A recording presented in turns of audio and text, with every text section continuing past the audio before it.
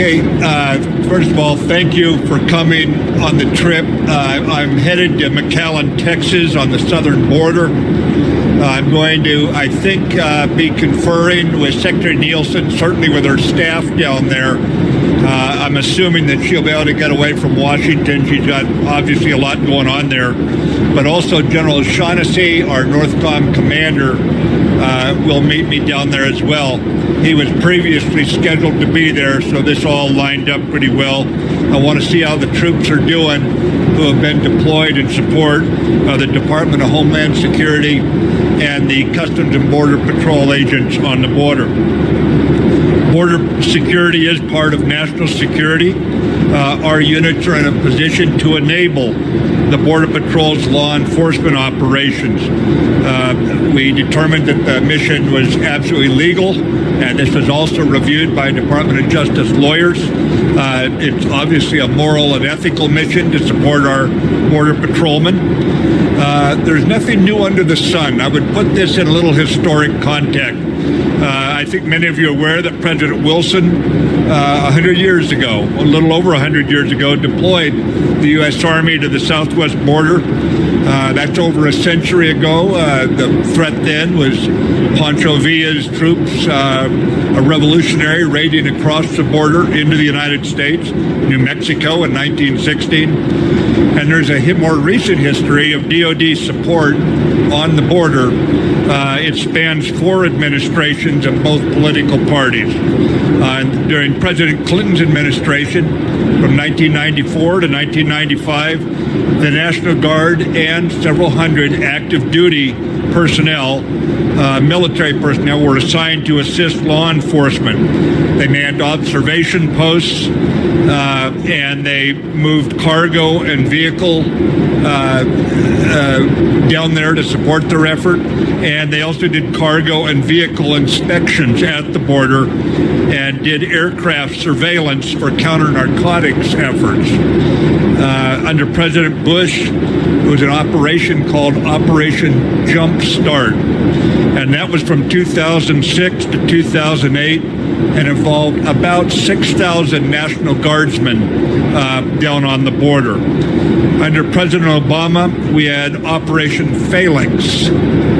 That was from 2010 to 2017.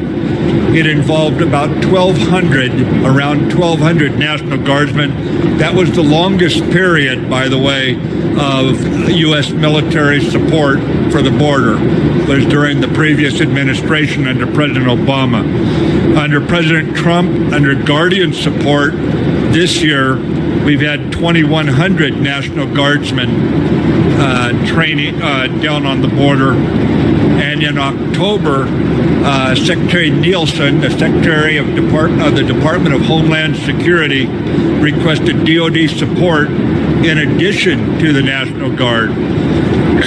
This was due to an unprecedented situation with multiple large-scale caravans en route to the southwest border. You've seen this on the news. One of the caravans overran the border checkpoint between Guatemala and the Mexican border and clashed with Mexican police. I think some of you have probably seen the New York Times article from October 19th about the wounded police officers in Mexico at that time.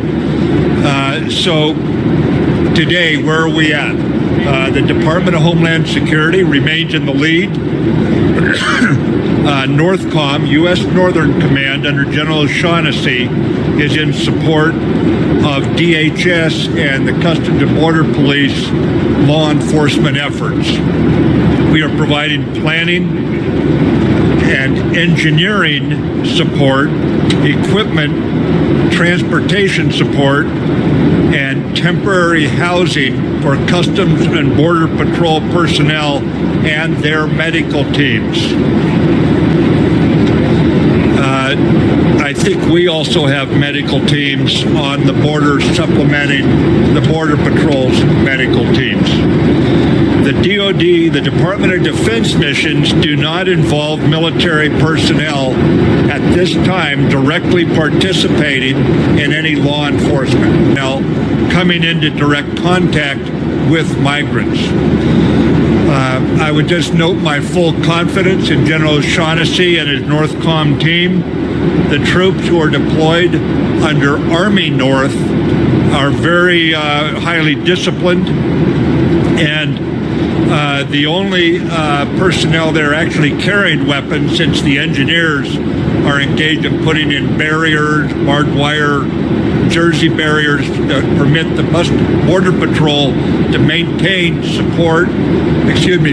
control over the ports of entry and nearby. The troops doing that obviously are not armed. They don't need their weapons. The engineers to lay the barbed wire, the soldiers, Marines doing that are overwatched by MPs who are armed, and the normal force protection of wherever they go. The military maintains that stance. But the ones actually doing the missions there are not armed. The military police will provide force protection for those service members who are supporting Customs and Border Police and putting in the obstacles. We are also rehearsing helicopter deployment. The deployment is done by our helicopters and it's border patrolmen. In other words, we rehearse picking up their troops, moving them to a location, dropping them off in a safe location so they can reinforce other border patrol should they need reinforcement. But again, these helicopters are not moving our troops around right now. They're actually working at putting in the obstacles.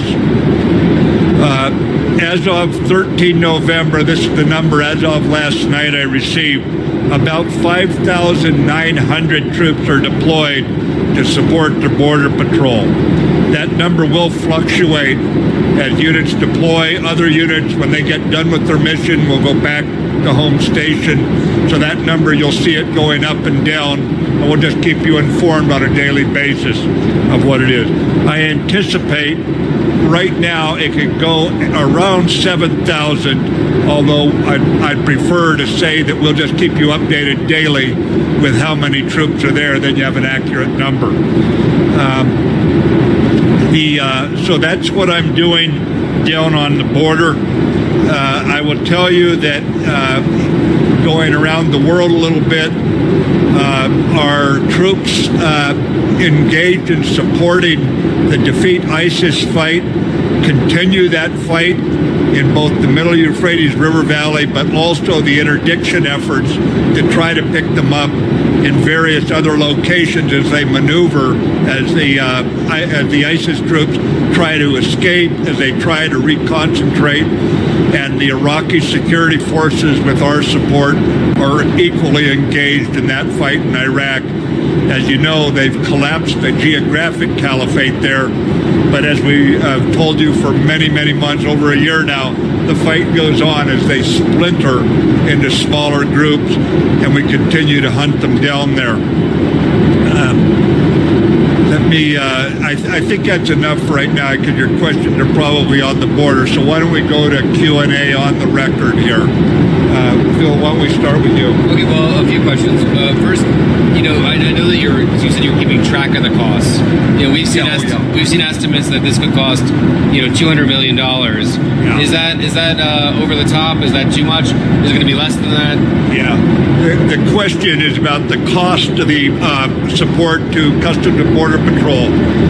In what we call the execute order that went out, all the units are tasked with tracking all costs associated. They will compile those costs and send them up.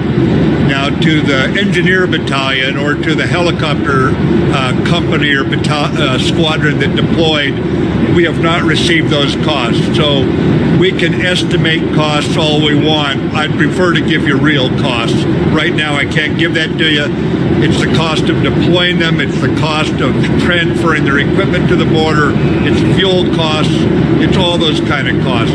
So I just don't want to get into something I can't give you what I believe confidently is accurate. So I don't want to forecast it right now.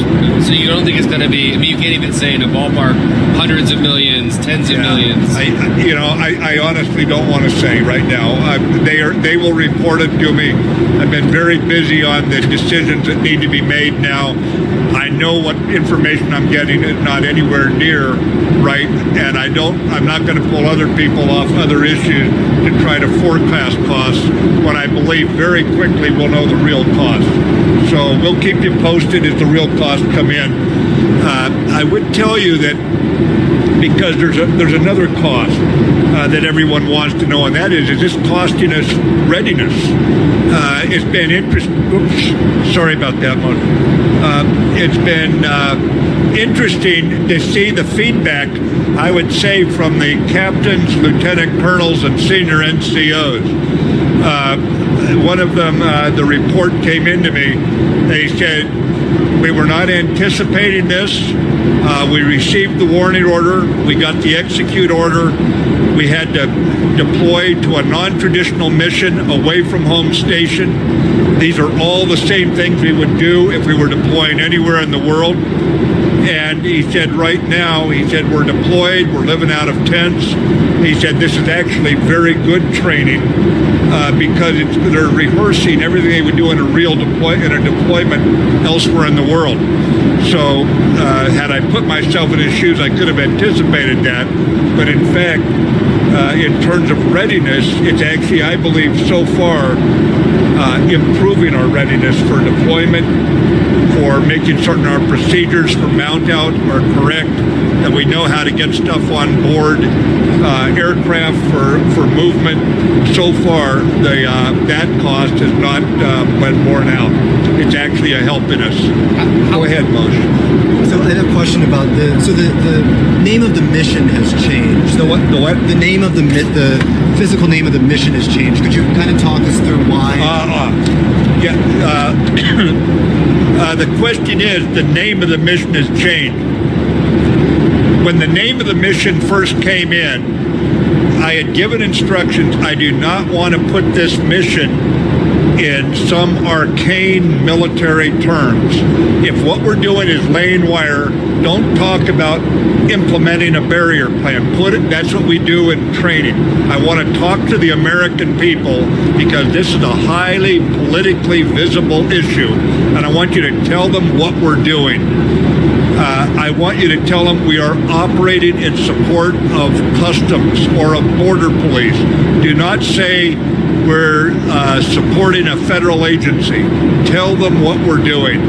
So when you saw the reporting coming out, it was my continued direction to quit using military terms, quit using terms that don't tell people.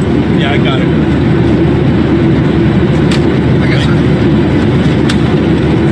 That helped?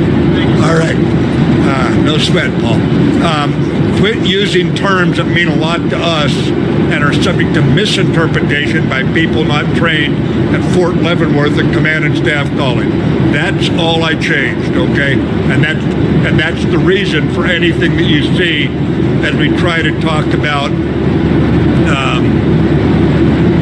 I'll give you the example. I directed this morning not to use the word secure a certain location. Secure in military terms means one thing. It's subject to a whole lot of other interpretations, understandably, by people who use Webster's dictionary, okay? So it's not that we're right and they're wrong, or we're wrong and they're right. I said talk in terms that people understand. It's their country, it's their border. So that's what's going on, Moshe. You had another question, Phil. Yeah, but just to follow up, though, what was the misinterpretation you were seeing? No. I'm saying, I'm telling people, do not allow things to be misinterpreted. Tell them what the mission is. That's all. That's the direction I've given. That's all there is to it. It is nothing more. We can put this in the most arcane military terms, and all I'm going to do is answer another 30 questions from you. Now, what did you mean by secure? What did you mean by employ weapons? You know, that sort of thing. Or do not deploy with weapons. All that. We're going to tell you what we're doing. The engineers are not carrying weapons. There's a military way I can describe that, or I can put it in understandable terms. That's all it is. One of the big criticisms from folks on the Hill and elsewhere, including the former chairman, is that Who was the last one? former chairman Dempsey was also critical of this deployment, and the criticism is that there's no real threat to justify this deployment to bring in active duty military to the border. How would you respond to that? Well, I would refer them to the New York Times and what happened to the Mexican police, and I would just leave that to the Secretary of the Department of Homeland Security. She's a professional. Her Commissioner of Border Patrol, Customs and Border Patrol professional. The people responsible for the mission are the ones I listen to in something like this. And they think it is necessary. I'm sorry? And they think it is necessary. You think it's necessary based on the threat. I think that it's very clear that support to border police, our border patrol, is necessary right now. If they come to me and say we do not have the people to put in barbed wire, we don't have the capability to use helicopters and move people. We don't have the helicopters. I mean, clearly, moving their people around to face something that could be what the Mexican police were unable to handle on the Guatemala border. This is something I defer to their judgment. They're the ones who are held responsible to maintain our sovereignty. And then just, do you believe that these forces are going to be deployed, through Thanksgiving, potentially through Christmas? What would you say to their families who are wondering how long this deployment's going to last? Yeah, I mean, I've got troops deployed from Syria and Iraq to the Pacific. They're out in the Atlantic. You saw that we just finished one of the largest NATO exercises, and the ships have just pulled in to our NATO ally, Portugal's port of Lisbon. We are going to continue to have troops deployed, and this is just for our military. We're a 365-day-a-year military.